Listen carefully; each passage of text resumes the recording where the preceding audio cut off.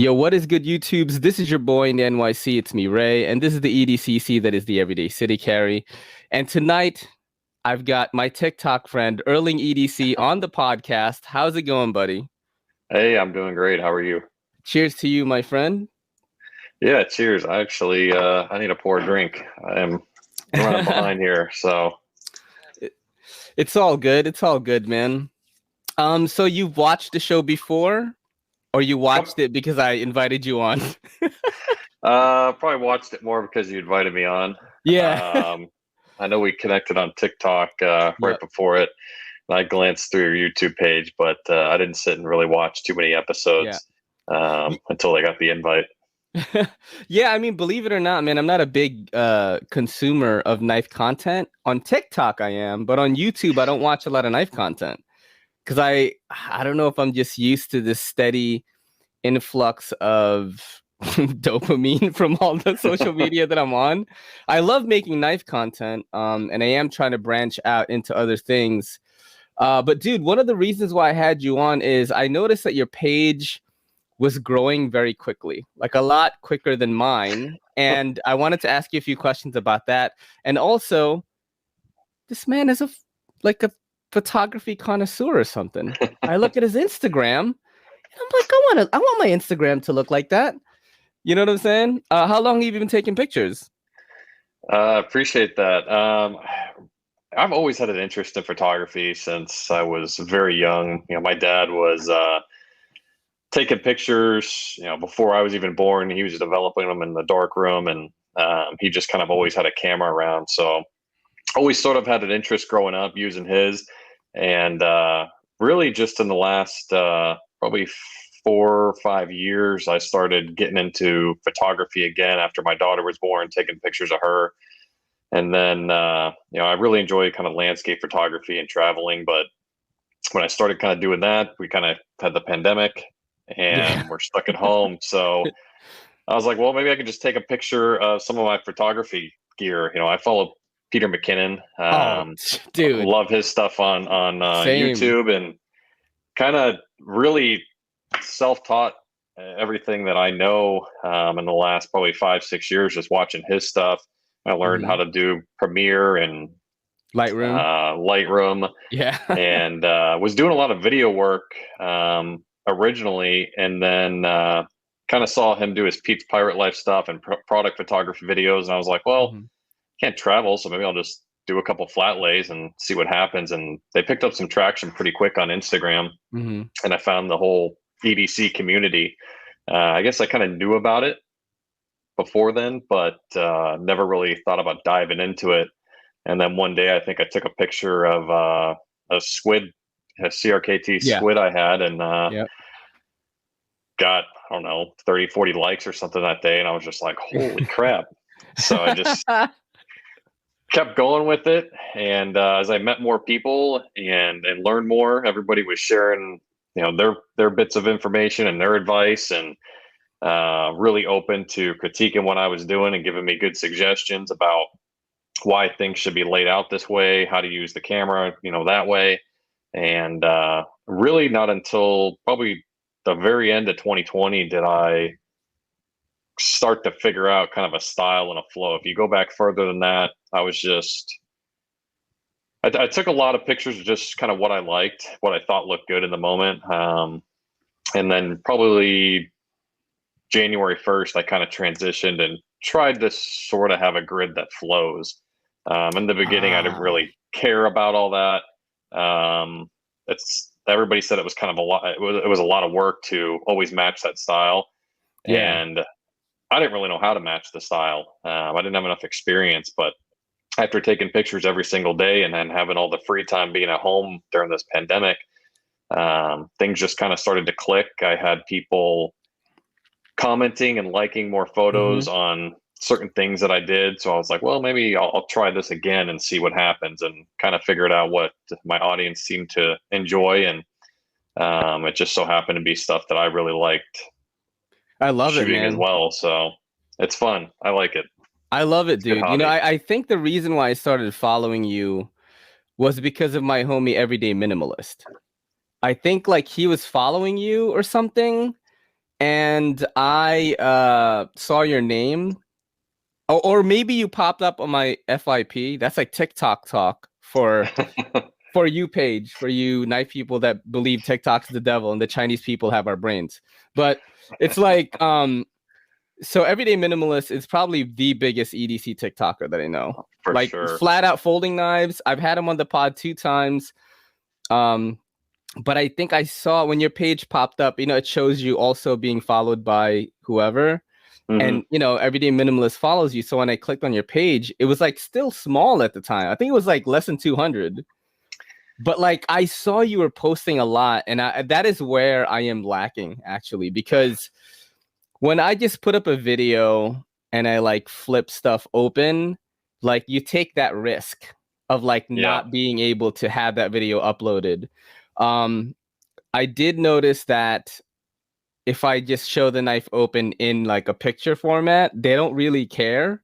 But also like you're like in review for a little bit.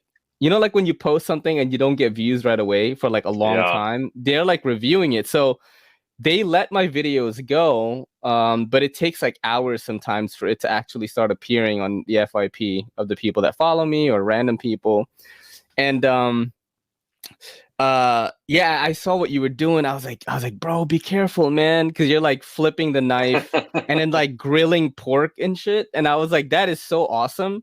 I was like, yo, I think you found your lane on TikTok, barbecue and knife flipping. Yeah. But let's do this real quick before I forget to do this. Because I do have a thing here.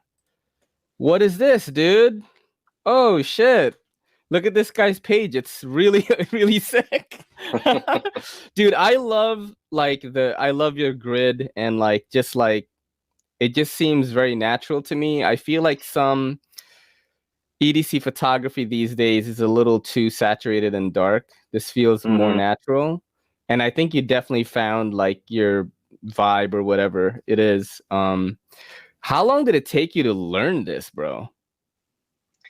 To learn the photography or the vibe or all of it? Let's start with like just knowing how to lay things out. Like, do you start the shot like with your camera just like hovering above somewhere, or like so if we back really far up, a lot of my original flat lay work was probably just pure luck that it worked out.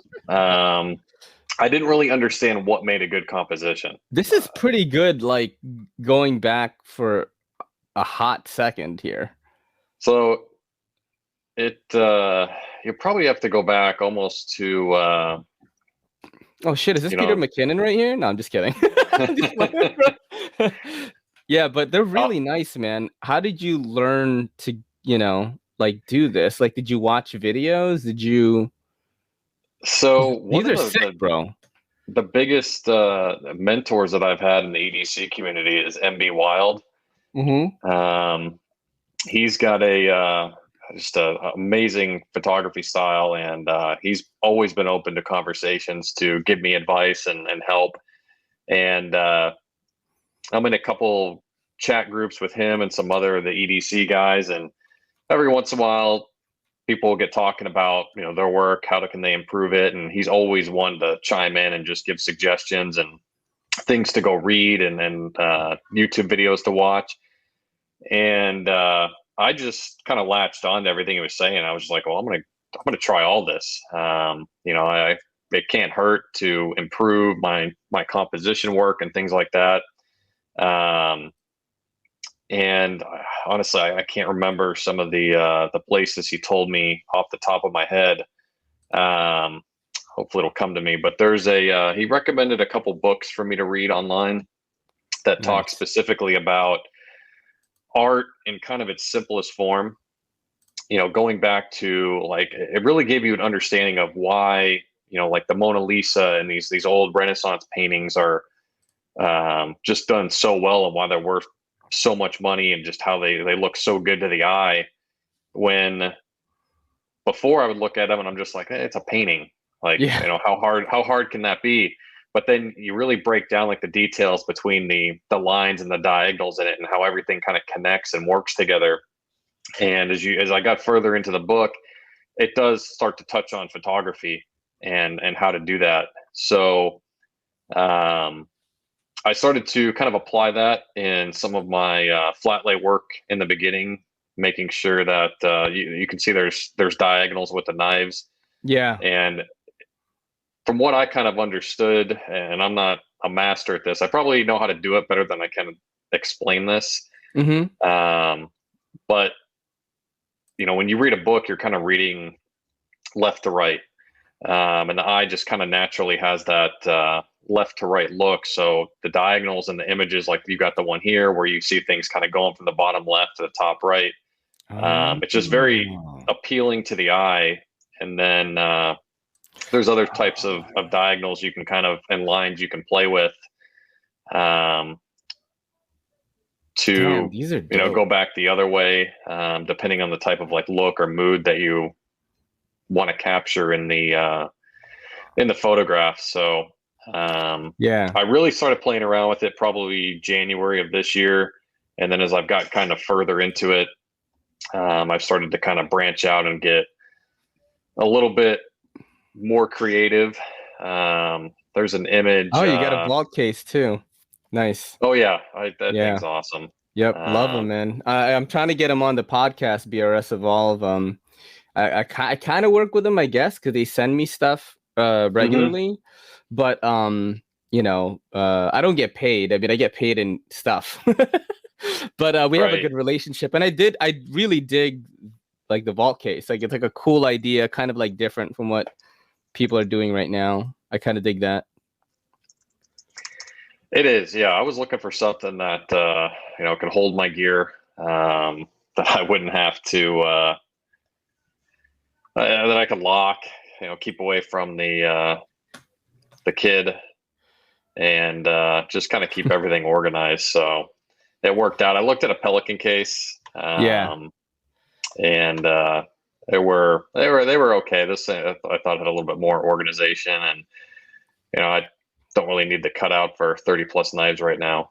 Yeah. Do you have a lot of knives? Only about 5 or 6 I keep. Damn, dude, I gotta shrink my shit down. I'm definitely trying to do that because, speaking of everyday minimalist, I don't know if you've I know you probably haven't followed me for that long or that closely, but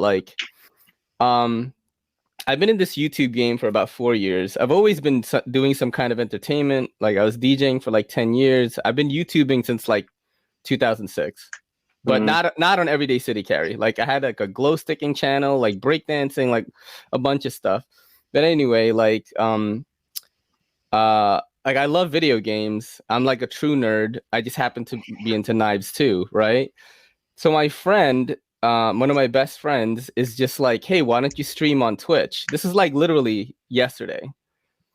And I'm like, I would need to drop $1,000 at least to get a PC.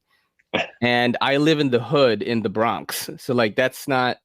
And then the dude just sends me $1,200 on Venmo. Oh, wow. And he goes, I want you to be streaming by next week. So I hit up Everyday Minimalist. He builds professional gaming systems for Zydax. Right. And he got me a fucking rig that's could be $2,600. And I got it for literally on the nose, $1,200. And nice. So I'm going to start streaming now.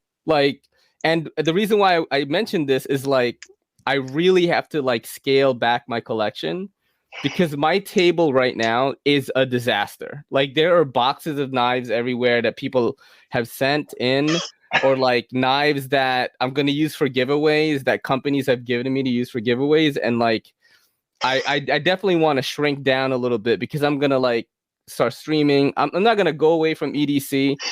People have been kind of worried about it. If I'm going to, leave or not, but I'm not going to do that. I'm just going to expand more the channel to be a lifestyle channel, which is exactly what's been happening anyway. I do vlogs with my girl. Everyone loves it when my girl is on. I podcast with her now. But yeah, it's just, how do you keep your collection small? Do you just have people that you hit up? Hey, do you want this? Or do you just not buy anything? Or,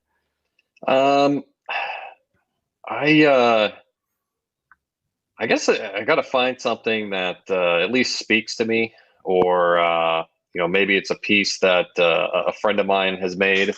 In the beginning, I bought a few things, and I was just like, oh, okay, that looks cool, and enjoyed them for a while. But then I was just kind of like, I'm not really carrying it anymore. It's kind of sitting in the case.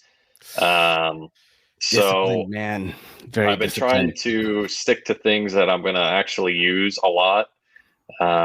It's funny. Somebody the other day was commenting on one of the TikTok videos, and they said, I can't believe you took the F55 over the CRK. Yeah. And I was like, it's a great knife. It's high quality. It's going to last forever. Do what you need to Mhm. do. But the F55 means a little bit more to me, and has always spoke to me more than probably any other knife in the collection right now. So I don't like CRKs that much, bro. You know, I always say this, like I've tried Hinderers, I've tried CRKs, a few different yeah, models. And, you know, I'm not saying like Hinderer is my favorite, but like I would still use a Hinderer over a CRK. I just think it has more of a cool factor to me. And like, I think CRKs are built nicely. They got good materials, they're reliable, but I don't know. There's something I'm just not, doesn't have enough wow for me. You know what I mean? I haven't tried Strider. I know that's like the holy trinity or whatever. I've never tried a Strider before, so I don't know what that feels like. But in terms of those two, I'd prefer a Hinderer still, like over a yeah. CRK. Yeah. I think a lot of people are leaning that direction. It's maybe it is, maybe it isn't that wow factor, but for the price point, what they are asking for them compared to Mm-hmm. some of the other stuff that's out there, some of the other Oh, companies of yeah. blade steels that they're using, compared to just their kind of stuck on that S35 VN. Mm-hmm. You can get just as good of a knife for a lot Like less. I mean, yeah, it's made here in the USA. It's that's the one handmade. thing. Yeah. That you really, you're kind of, I guess, paying for there. I mean, it's a knife that I could easily hand down to my kids, and they're going to be able to hand down to theirs someday. It's going to be around. It's not going anywhere. I mean, they got a great warranty on it. But I guess it is kind of maybe it is the wow factor there that just isn't there. Yeah. Yeah. Do you sell So your it was knives a or you good. don't? What's that? Do you sell your knives or you don't? Like you trade, like, you know, this is going back to the keeping the collection small question. Do you just not uh, purchase a lot or? I don't buy too many of them. I have sold a couple now that I haven't carried. I had a copper elementum I got, really enjoyed it, but wasn't carrying it. And a good buddy of mine that was looking for one needed it, so I sold it to him, and I think he's been pretty happy with it. I see it up on his Instagram a lot, so I think he's enjoying it. The Elementum gets people heated, dude. Like the button It's a lock one. Oh my God. You do not understand how much shit I got for, because I am kind of like influenced by the knife YouTube elites, right? Because like for some reason, these crazy dudes have welcomed me into the fold. And I'm like this small fry chatting with like Nick Shabazz and Metal Complex and slicing all these guys that are like, I'm in this group chat with them. And they were like, oh, the CVV Elementum button lock is trash and whatever. I get it in my hand, right? And in the video, when I'm my unboxing video, I'm like, shit, I like this. I'm like, and I felt so weird that I told them, and they were like, yo, that's so trash. And everyone trashed me about it. Some people were like, no, I love it too. Like, don't listen to people. But the Elementum is always a thing that like people get so, oh, you know how like Civivi is they have these new button locks coming out now, and all these videos from Blade Show are popping up. And like the new button lock Civivis are supposed to be pretty hot. That's what I've heard. The ones with the thumb stud. I mean, do you prefer like a certain like quality? I mean, are you not like into the budget stuff? Do you just prefer to get like, I mean, I know you got a lot of Veros, bro. Like, I mean, I just Vero wise, I just got the one, yeah. the Axon, Mm-hmm. and I I wouldn't say, budget's something that bothers me. I mean, I think the Elementum was great. I just wasn't carrying it. But I guess I kind of just look at, one, I guess, does the knife, do I like it? Does it look good? At two, is it going to be usable? I don't want to just keep something in the collection that I'm not going to use on a regular basis. I do have one of my F55s is I probably won't abuse that one too much. How much was that, by the way? The F55? They were like 225. Nice. Yeah, not bad. 225 is not bad, honestly. Anything like 250 and below, I can kind of fucks with a little bit. Like, I still understand it. But like when it starts getting towards like 475, I'm like, God damn, dude. Like, yeah, you know what I mean? I haven't pushed it that far. I you think got the CRK though, right? You didn't get the CRK. You picked the F5 over the CRK. Is that what the story you were mentioning earlier? No, yeah, I've got it in cozy, small and cozy. So I haven't. What is that? 425? No. They're in the 350, 375, something like that. Yeah. So they didn't push that much, and at the beginning, I took the small one just for the EDC sake of being able to carry it in my pocket easily. But now I've kind of found myself starting to move towards a little bit larger knives. The Axon's the largest knife that I've handled. What is that? 3.5? I don't know what the Axon is. I think it's about 8 inches total. Blade length's what, like 3.5, I think? Probably something like that. It's close. 3.3, 3.5, probably something like that. I like that, man. That's nice, dude. Yeah.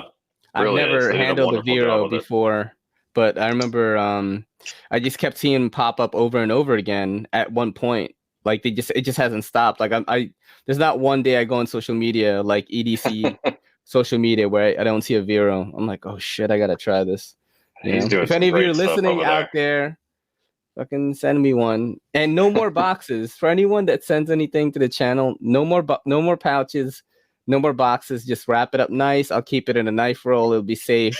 Because dude, I have a guy, Ohio knife lover, who sends me like giant boxes of stuff, and he sends me the box, the pouch, and it's just like everywhere. So when I have to send it back, if they're loaners, like it's real hassle. Like I gotta watch my unboxing video and make sure I put it.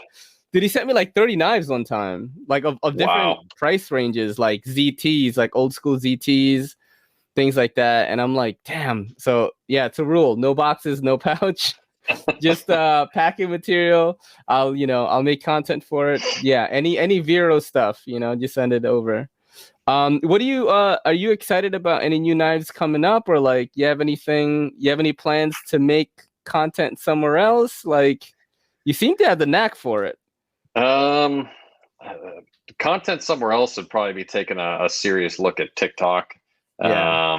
I used to do some video stuff and mess around with YouTube. I don't know if I'll put in the time to do full YouTube videos. But I like the fact that I can do short, quick reviews on TikTok. 15, 30 seconds. I saw they just rolled out the ability to do 3-minute videos. Yeah. I just unlocked that on my account the other day. Same. I don't know if I'll ever make anything that long, bro. I think it's too long, but they're adding it and testing it, so could be. We'll see what happens with it. But for me, I think being able to pick up the phone and just record 15 to 30 seconds of content on why I think this knife is great or that pen is good, and get a bunch of views on it and comments. I think it's great. Dude, it seems to be freaking working, man. Because look, actually, let's check it out. I have your TikTok right here. Look, my man's is already at 1435, and I swear that was like 100 like last week, bro. So you're right. It did. I was at about 100 followers on like Monday, and then Friday I broke 1,000. How many times do you post a day? Let me ask that question. So last week I made it a purpose to post at least 3 times a day. Okay. Damn, I gotta do that, bro. And I kind of, between looking at what some of the other TikTok accounts were doing, really just the ones on the For You page that people, had millions of likes. I just kind of looked at how often they were doing things. I chatted with Brandon, Everyday Minimalism, about what he was doing because minimalist. Yeah. Because he obviously has figured it out with that's King over TikTok, 500,000 bro. now. Yeah, And I he had love kind of that given dude. me, he'd given me some suggestions about, not showing the blade too much and things like that.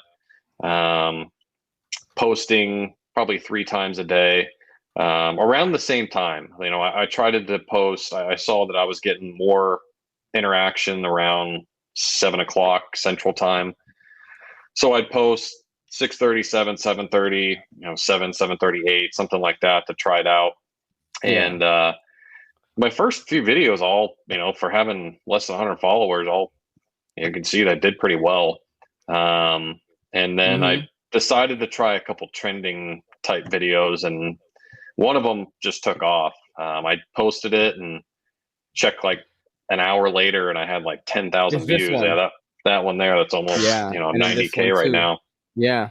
So didn't think the pen one would go anywhere. I wasn't really a trending one, but I was just trying to do a kind of a quick review on it, give people the information that they might need to know to make a decision, and really nothing more. And then I followed up with, some people asked some questions about it, so I followed up with a second video kind of talking about that, but it didn't do as well. It doesn't really matter, but I think it's the consistency and like literally posting a few times a day, because let's check out one of these. This is one of my favorites. What you know about rolling down in the deep? When your brain goes numb, you can call that mental freeze. When these people talk too much, put that shit in slow motion. Yeah, I feel like an astronaut. That looks so good. What you know about rolling down in the deep? When your brain goes numb, you can call that mental freeze. When these people. And that's it. Like, people don't understand that you could just literally post something like that on TikTok and go viral. Like, people don't understand. I try to tell like Nick Shabazz. Nick Shabazz has a TikTok. I didn't know that. Do you know who Nick Shabazz is? I mean, like, I know who he is. Yeah, I've seen. Okay. I watched his YouTube, but a lot of people on TikTok. I'm still looking for EDC people. Bro, so look at Nick Shabazz's TikTok. It's so stupid. Hold on. Look at this. Maybe you need to be eating them, but I'm sorry. These crackers are boring as hell.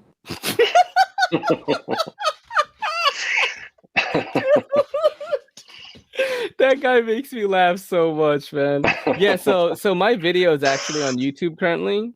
I cannot monetize right now.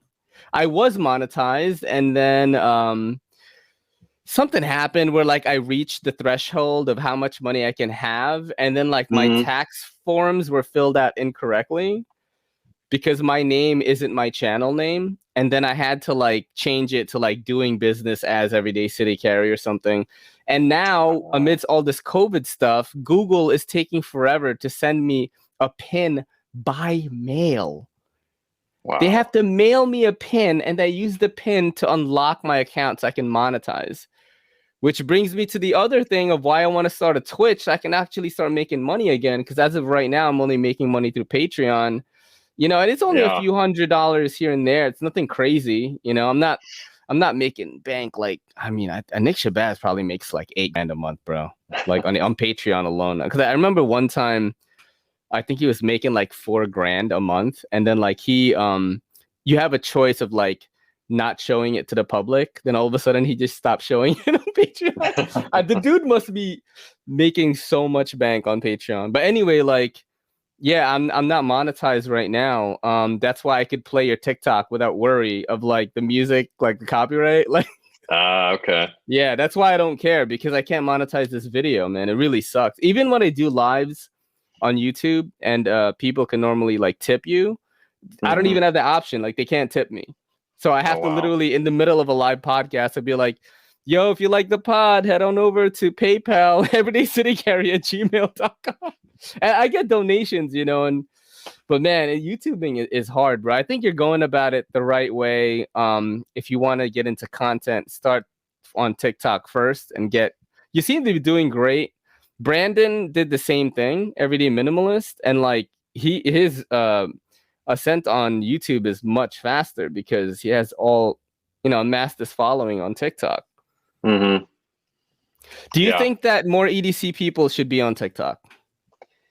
I would like to see more people on it. I'll put it that way. I don't know if it's, for everybody.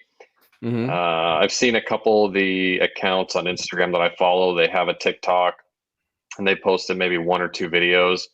Maybe they're just haven't been able to find enough people on there to make it worthwhile. I mean, the Instagram community is pretty tight knit. I mean, you see a lot of people, sharing their carries and tagging people to see theirs throughout the day. Yeah. Haven't seen any of that on TikTok yet. Maybe it'll come in the form of a duet or a stitch. Is it? Dude, let's start that shit, dude. We could try. Yeah. I'll just like tag, pocket checks on TikTok, bro. And then you duet it. Yeah. Tag me. Yeah. All right. I'm going to tag I think Big Red is on there. Erling.EDC will do Everyday Minimalist. We'll try to start a chain. Cause I think like the 3D trend, for example, that's like going on right now. Like I did a really shitty version of it, but like I'm sure you could do a way better one, which brings me to the other thing that I want to ask you about. So you have a Canon M50, right? Right. And I'm using it right now. What lens do you use? Right now I've just got the kit lens on. Yeah, I usually will shoot with I like the 22 millimeter just because I'm shooting indoors mostly. Yeah. And I don't really need to change anything. The depth is nice if I want to mess with that, but unless if I'm outdoors. No, I just have this too. I'm trying to buy that shit, bro, but it's like my tax money is just not coming in. It's like being held. It's in a headlock right now. And I'm supposed to be getting like $3,000, and I never got my 2019 and my 2020. Like I'm still waiting for it. Like my federal, my state is like fine. So yeah, it's just crazy. I'm so dumb. I bought the nifty 50 lens. Why did I buy this? Because like this room is too small. Like my face is like because I didn't understand these things. You know what I mean? I kind of just dabble in cameras and stuff like that. I use it so this could be clear, but I'm not really a photographer, man. Like honestly, like my Instagram, like the pictures, the way I edit it is like I watched a person's YouTube video that shows me a certain look. I copy those settings and I literally will just pick from the settings that I found, and I adjust them a little bit, like, I should put a little more blue here and stuff. But I really have no idea what I'm doing. So with the camera stuff, like I don't know. But what made you decide to get the M50? I was shooting a lot on my iPhone, and then I got a GoPro because I was doing a lot of the video stuff just at home. And then I kind of got to a point where I was realizing, okay, there's some limitations with lighting and clarity for what I wanted. So I had my eye on an M50 for a while, for like a year and a half, and I was like, I don't need it. But as I kind of started brushing up against the limits of my iPhone and other things, I decided to just pull the trigger on it. And the M50 interests me. Do you know who Jesse Driftwood is? I probably do. He's been on some of Peter McKinnon's videos. He used to do some like vertical video, like really unique stories. That's kind of what got me interested in Instagram and some of the stories and stuff like that. But he did everything with the he M50. does like he teaches you how to do like story tutorials and stuff. That guy? But he's got really interesting like transitions and he's just like, amazing camera work with it. So he uses an M50. And I looked it up one day and I was like, oh, that's not that expensive. It does everything I want. It can shoot 4K, but I really don't need it. It's nice to know that it's there. It was a good, just everyday camera for, photo, video, vlogging, whatever you want. The screen rotates. The hardest thing about it was getting it set up to do video for something like this, but I'm glad that Canon took the pandemic to put out the software for it, but it, you know, it works seamlessly now. Is that what you're using?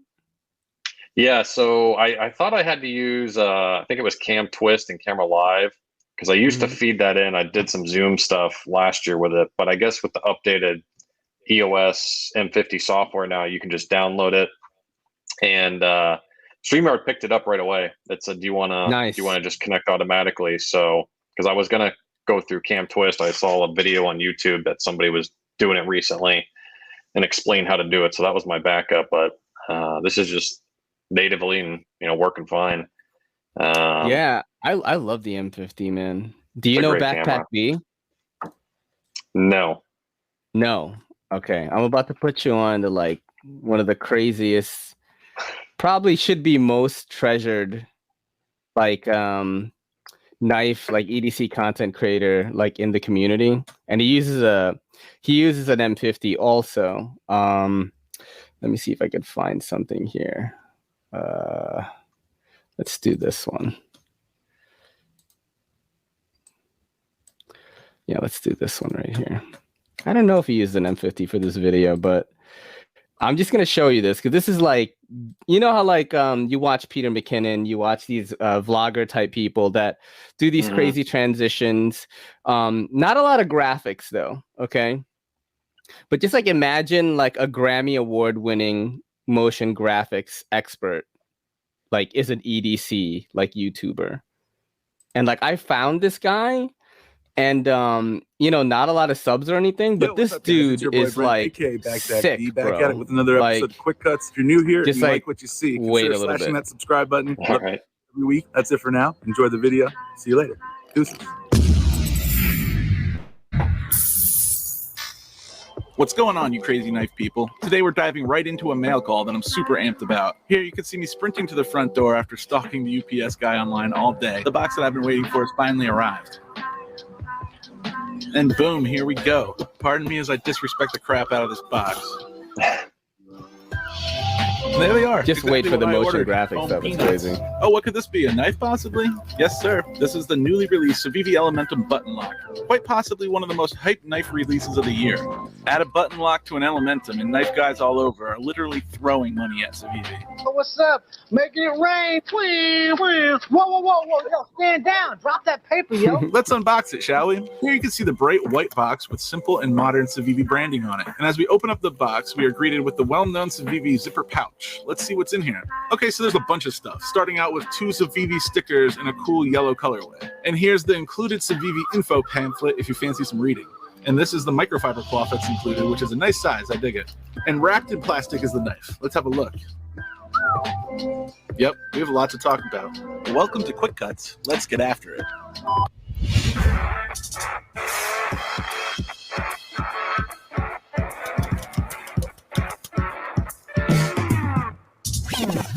The original Elementum was an absolute mega hit for Civivi. It has universally been acclaimed as one of the best budget EDC knives on the market for years now.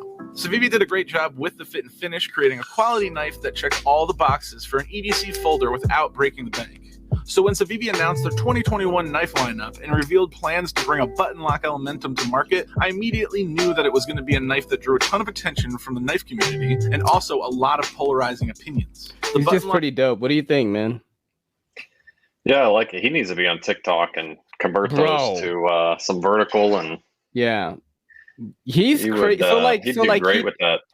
When he first started this channel, like he used to do crazier videos, like but he kind of like, you know, like shrunk it down a little because it just wasn't feasible to do video. Like look at this crazy vid right here. This is when I just like found him, and I had him on my pod like that week.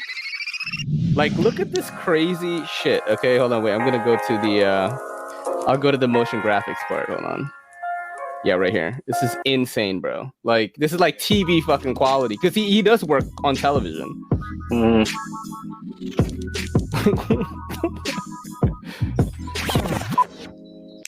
One thing that I've missed with when I was doing videos is After Effects and Premiere Pro and just simple. I mean, I'm sure if I did it every day, get better at it. But I know there's a lot of work that goes into that, especially creating them yourself.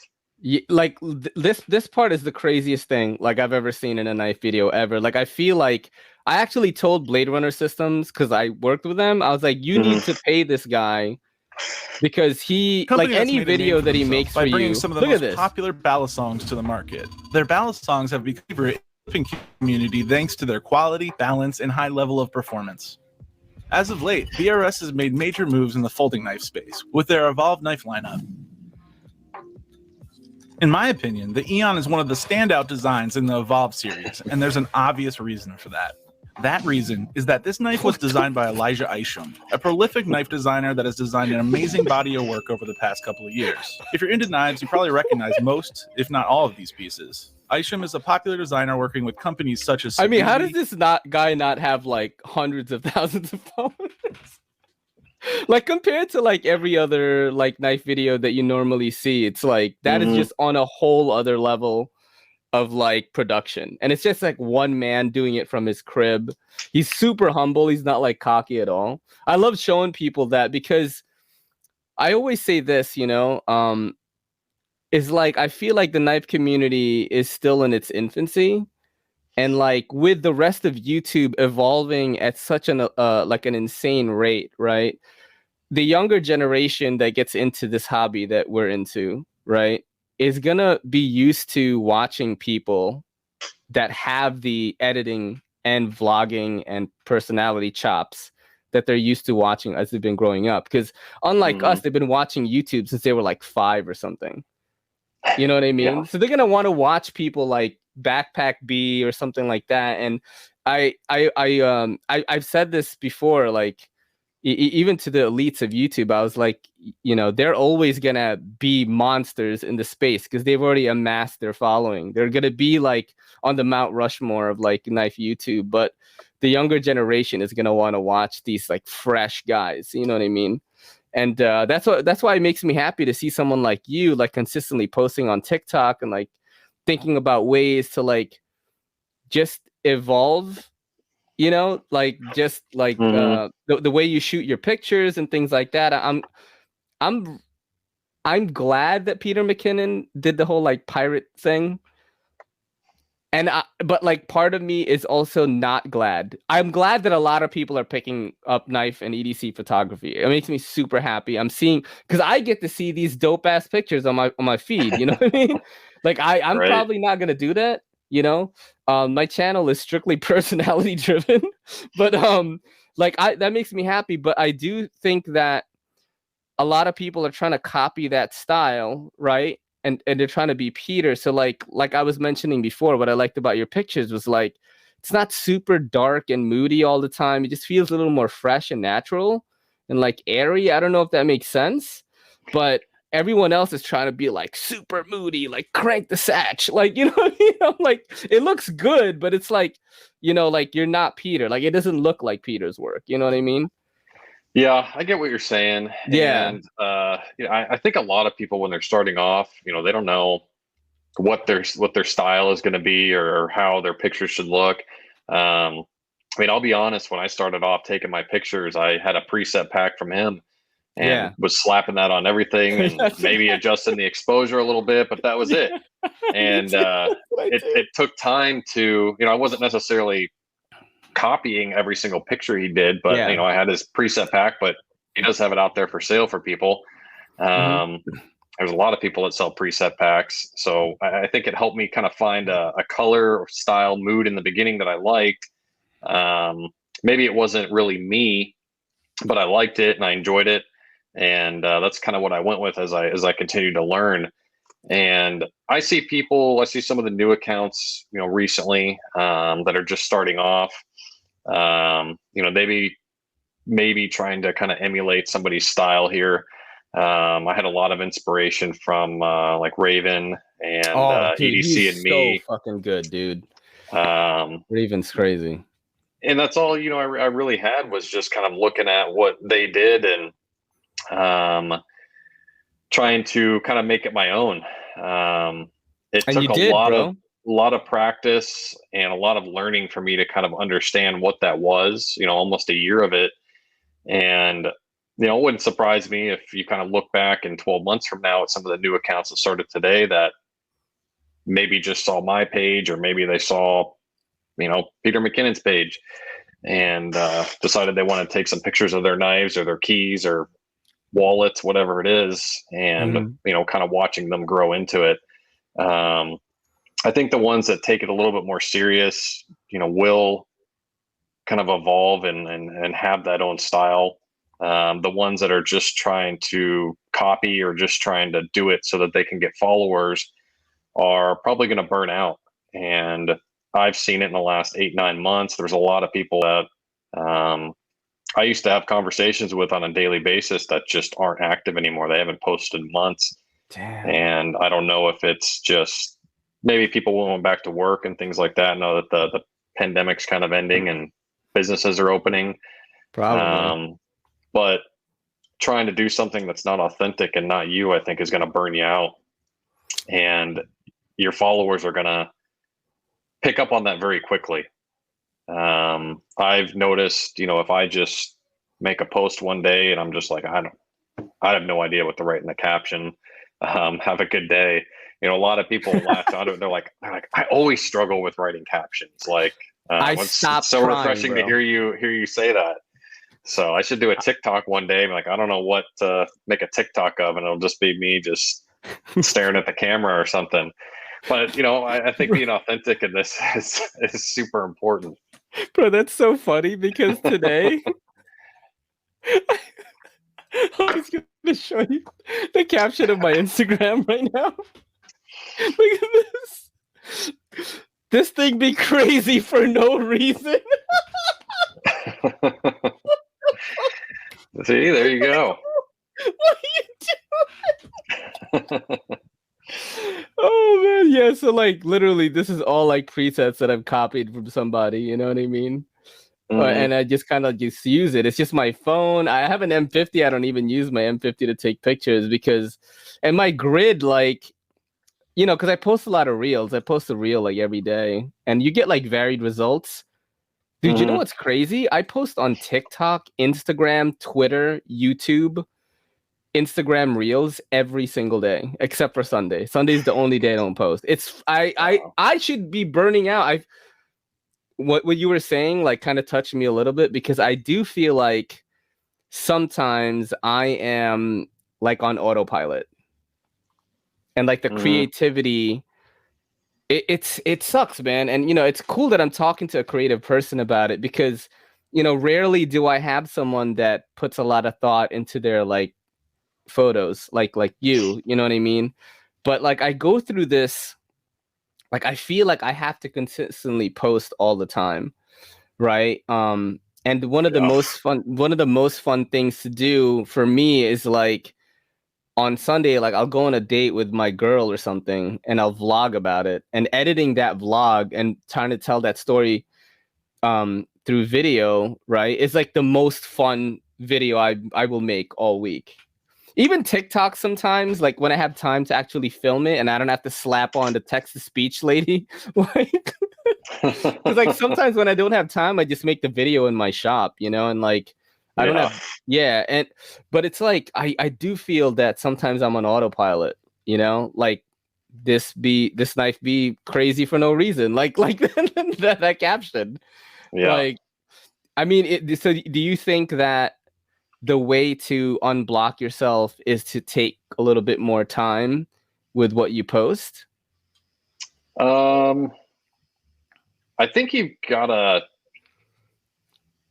set times to kind of be creative. So like on Instagram, you know, I've found it's easy for me to post Monday, Wednesday, Friday. And I've been able to keep that up since I started. Some days there might be an extra post in there. Maybe I'll post, you know, the whole week. If I've got something that, you know, I need to, if I'm telling kind of a story or there's a series of photos that I'm putting up every day. But most of the time, Monday, Wednesday, Friday, and then Saturday, Sunday, when I have an hour or two just to kill, I'll go take photos and then try to at least keep a bank of, you know, 6 or 7 so that I've got some stuff ready to go. And I found that just takes a lot of pressure off me to think about what needs to be done with the photo. And then I've just used that preview app for Instagram Yeah. to kind I know of that organize things. And then I'll type my notes in on the photos. Like maybe I'm just, sitting here and something comes up and I'm like, oh, you know what? That would be good to talk about. So I'll find a photo that might work with it. Maybe it doesn't work with it, but I'll put my notes in there and just kind of have things ready to go. For TikTok, last week doing 3 videos a day for me was a lot. I thought I was going to do 1 a day, and then I was like, you know what, I'm gonna come up with 3 different things a day and just see what sticks. And if you look, there's a lot of random things. I did stuff with barbecue and showing off the knives and just pictures and reviews, some of the trending stuff. And I had to plan that out. I kind of sat down on Monday and just started writing ideas down. I just made a little note thing in my iPhone that just said, okay, Tuesday, here's my 3 posts. Wednesday, here's my 3. Thursday, here's my 3.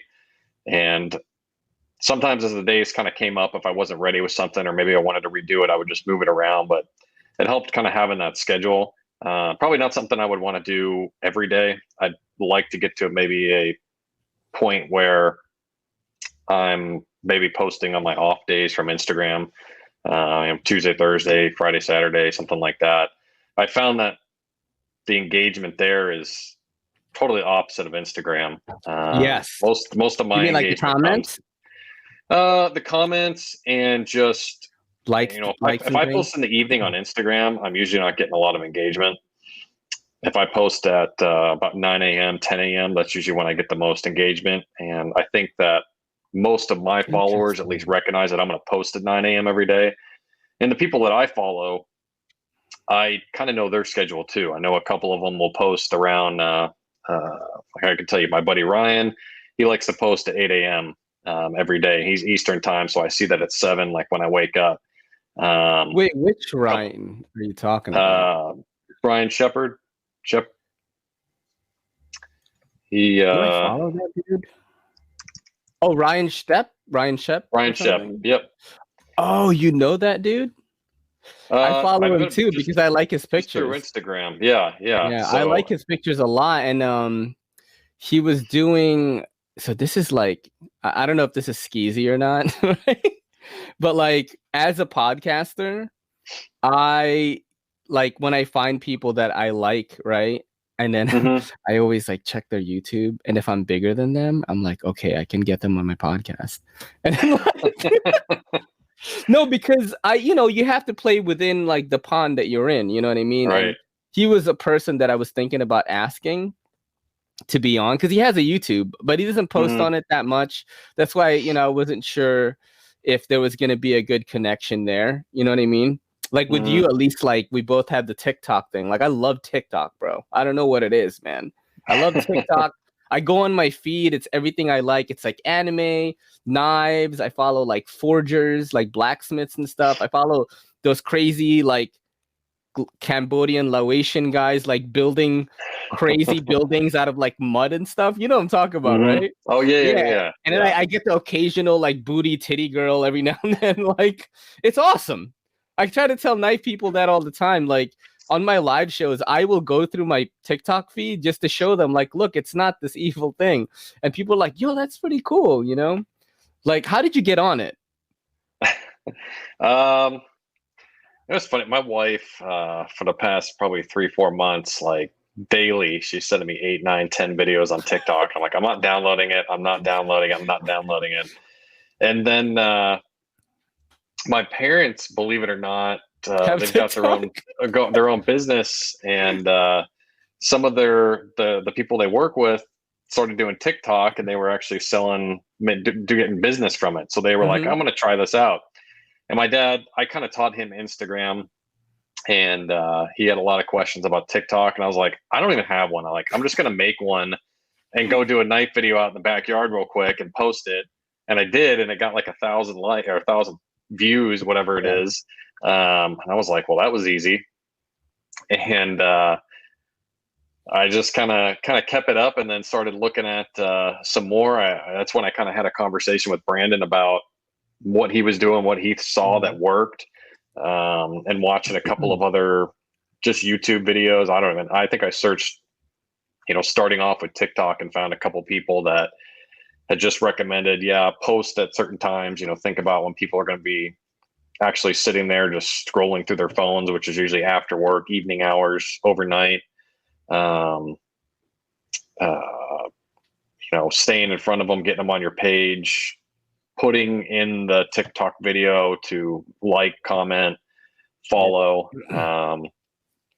And I was like, okay, well, this kind of goes back to that 3 posts a day thing.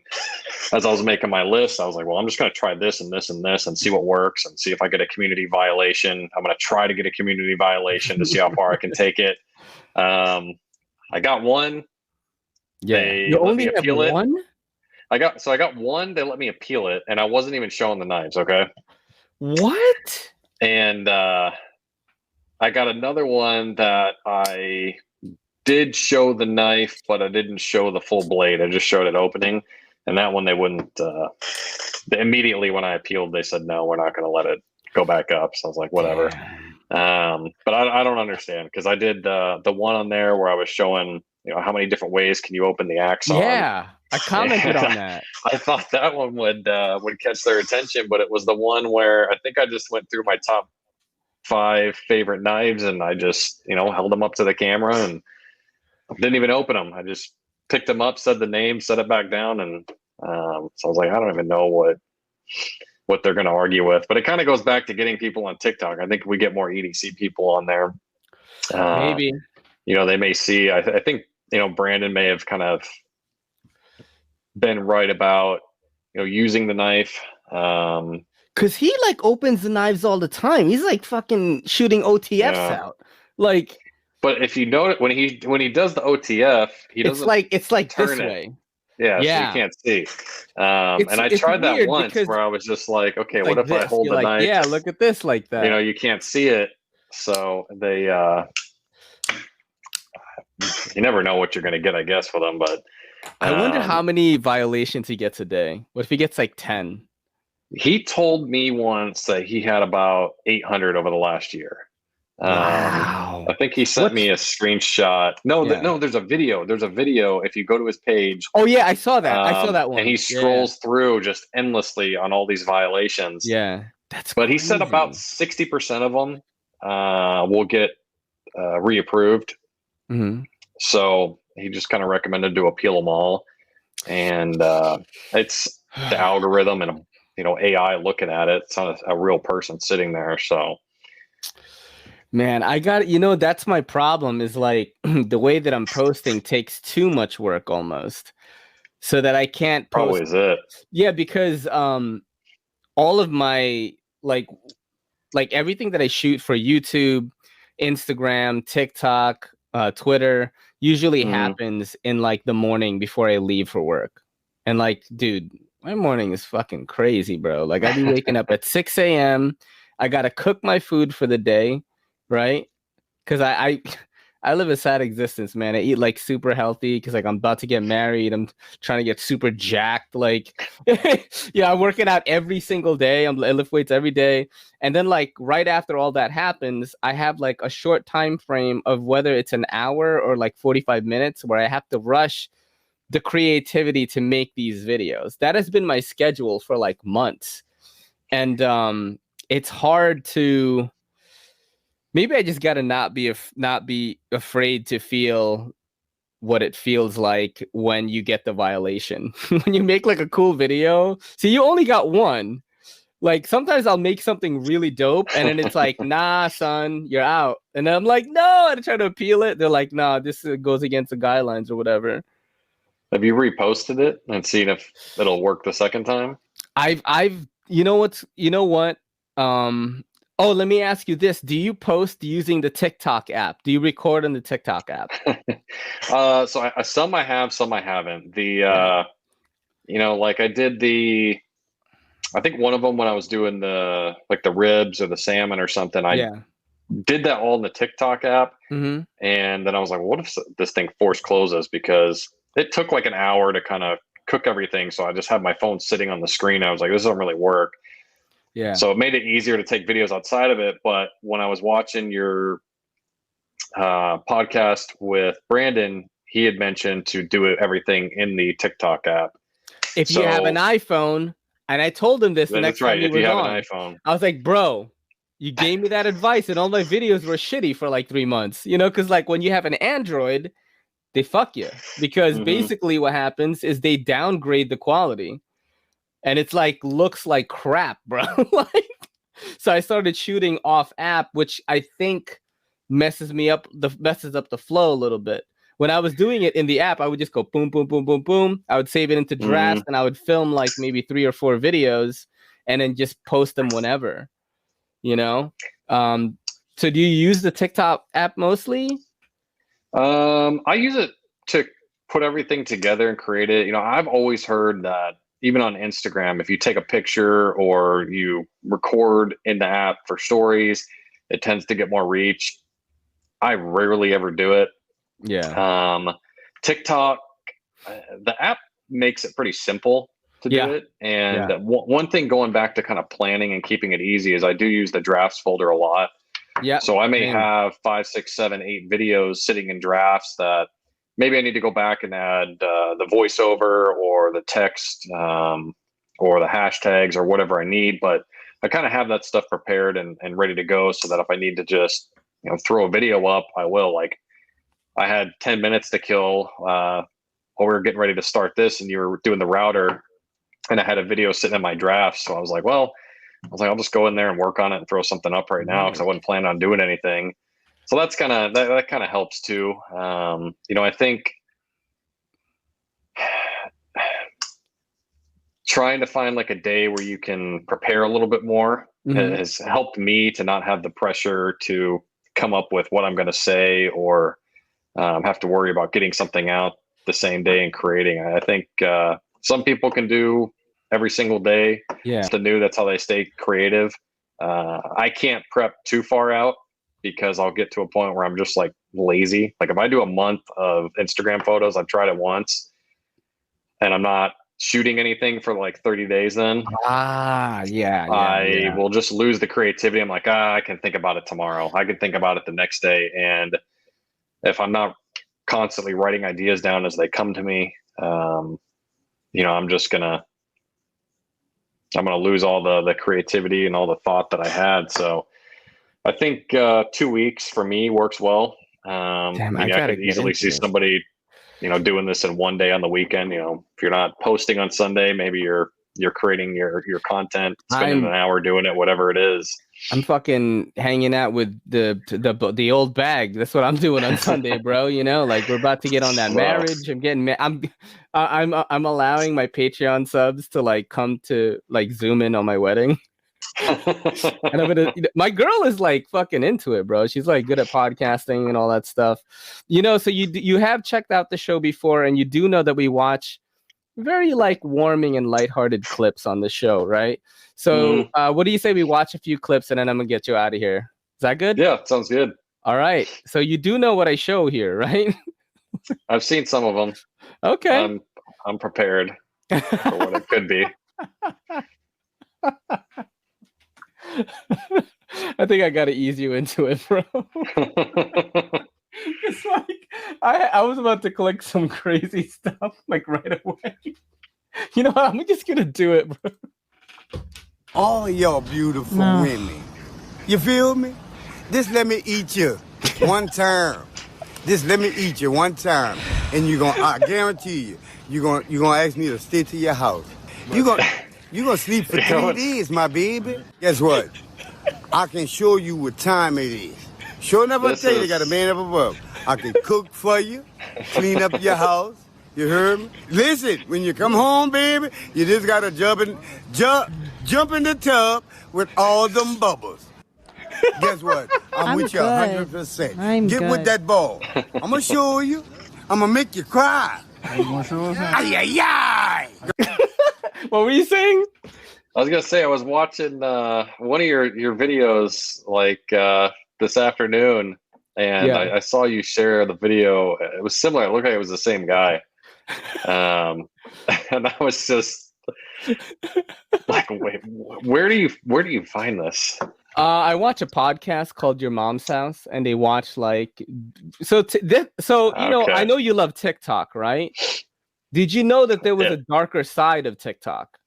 No, I haven't dove that deep. I've only been on TikTok for like 2.5 weeks now. So I'm still. There are the wife of the host, they were both the hosts, but her TikTok is just full of like depraved, like sometimes mentally ill people. And like one of their favorite TikToks is like when a person posts on TikTok as if it's an instant message to someone. You know what I mean? Call me, please. You said you're wide awake and everything, but you're not calling me. Or at least text me and let me know what you're doing. It's not to one person. I love you. And does this guy have followers? He has followers. He does now. Yeah. Bro. Yo, I have a follow-up to that one. I have not seen this side of TikTok yet. I'm sure it's coming. I still got the just the funny trends and the sneezing baby. Oh snap! All right, hold on. Let's go to a different guy here. I'm gonna do. So look at I feel so bad for this guy.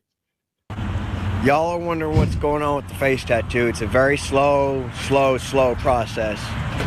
It's going to take up to maybe 2-3 years for it to actually see some major results. Yeah. But sometimes certain lighting makes it look darker and certain lighting makes it look brighter. But you know, yeah, I made some very horrible, regrettable, if you want to call them regrettable, I don't. They're just mistakes I've made in the past because of drugs and alcohol. That's just part of life. At least I'm admitting I made mistakes. At least I'm owning up to my mistakes and trying to fix myself now. He mittened. Because this weekend I turned 36.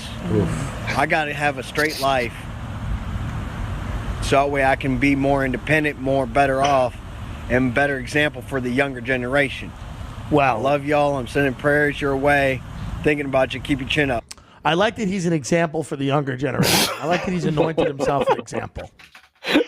Yo, he's a nice guy, though, you know? Have you ever seen anything like that on TikTok? No, I haven't. Oh. They're good. You know what's crazy is like right before I hopped on this podcast, I watched the new Conjuring movie on HBO Max. So like I have a lot of haunted energy. Is it a cat or a dog? It's a dog. It's a teacup Yorkie? Yeah. I'm pretty sure it's a Yorkie. We have one told us. Not here. My brother's dog is a teacup Yorkie. I'm gonna show you one last clip. This is a 5-parter. But it's like absolutely hilarious. It totally killed on my live show last week. And, you know, sometimes when neighbors argue with each other and you are like a bystander, it can be fun. You know what I mean? Mm-hmm. Sometimes it's not. When it gets a little too violent, it's not fun. And you're just like, oh, shit, I better call the cops or something. But it's like when it's like they're just arguing and saying crazy shit, it can be a little fun. Did you put poop on our garbage? Did you put poop? Did you put poop on our garbage can handle? Did you put poop on our garbage can handle? Is that why you put poop on our garbage can handle? Burn that shit. You're the only motherfucker that burns around here. You guys should burn clean, because you burn so fucking much. You burn dirty, man. That's dirty. Look at that dirt coming out of there. It's only beginning for you, man. It's only fucking beginning for you. We're just not gonna take what the fuck you do. You're just gonna wipe poop on our. You're just gonna wipe. My house is all closed up. This is our garbage can. You're talking about poop, but my house is all closed up. I can't even open a fucking window because you're a stupid fucking ass. Dude, are you half retarded? Because you fucking act half retarded. Really? Look at yourself, Mike. Dude, my IQ is so fucking high. You're fucking retarded. You are high. Dude, hey, let me tell you something. Look at that fucking chin, you dumb shit. I can't even open. Yo. You can't write like something better than that. Like, I mean, dude, that's like a real guy. You're making it so I can't fucking have fresh air. You think this is okay? This ain't fucking okay. No, A it guy is that not. burns as much as you should burn clean. It's black. Understand this, bro. Hey, Fucking don't understand it. And don't talk to me anymore. clean the poop off our garbage can. You better not. If you fucking come near me and address me, you're gonna be in fucking trouble, dude. You think you can call us names and wipe Dude, poop it's only gonna on our fucking garbage keep can? going. This is gonna keep going. You're gonna be getting flipped off, and I'm gonna. So you're admitting Bro, to this? I'm gonna torment you. So fucking, I don't know what you're talking about, but I'm gonna fucking flip you off and fucking curse you every chance I get. Why? Because I can't open a fucking window in my house. I like fresh air, motherfucker. And you're dumb. A person who burns as much as you guys should burn clean. Your mouth. Yo, you get over there, old man. I hope you have a heart attack. You're really good at sticking your nose in other people's fucking business. So shut the fuck up. You're my business. You're an idiot. You're an idiot. Hey, back the fuck off. Wow. I can't imagine being the people across the street hearing that. I would be like filming just like bro, I'd be putting it on TikTok, bro. Just getting hits. Like, dude, he'd probably get a 500,000 followers overnight posting that. Oh man, bro, it was so much fun having you on, man. Thank you for like having sort of like a creative content like creator conversation. I definitely enjoy that. I actually haven't had those kind of conversations in a while, and it was refreshing to have someone strategize like what they're gonna do. You know, like all my friends that are in the knife community, like I just post all the time. That's like my strategy. And while that works for guys like Metal Complex or something who's just amassed this huge following in such a short time, I don't know, man. I don't know if it's the right thing for me. And you've definitely opened my eyes to try certain things. And I really appreciate that, man. If you ever want to promote anything, use the show as a platform, you can totally do that. Just hit me up on TikTok. And tomorrow, bro, we're going to do that freaking pocket check thing. I'm going to start that shit. And yeah, it'll be fun, man. Everybody follow Erling.EDC on Instagram as well as TikTok. Everyone get on TikTok, bro. We got to get on there. We got to some more EDC folks on there. We need to do dances with knives, bro. Okay, no. We need to do the renegade with CRKs and hinderers. That's going to get us a community violation for sure. Oh, shit. Dude, thank you so much, man. This is your boy in the NYC and Erling.EDC saying peace and good night. Yo, don't forget to hit that subscribe button and don't forget to hit that bell icon so we can squad up in the comments.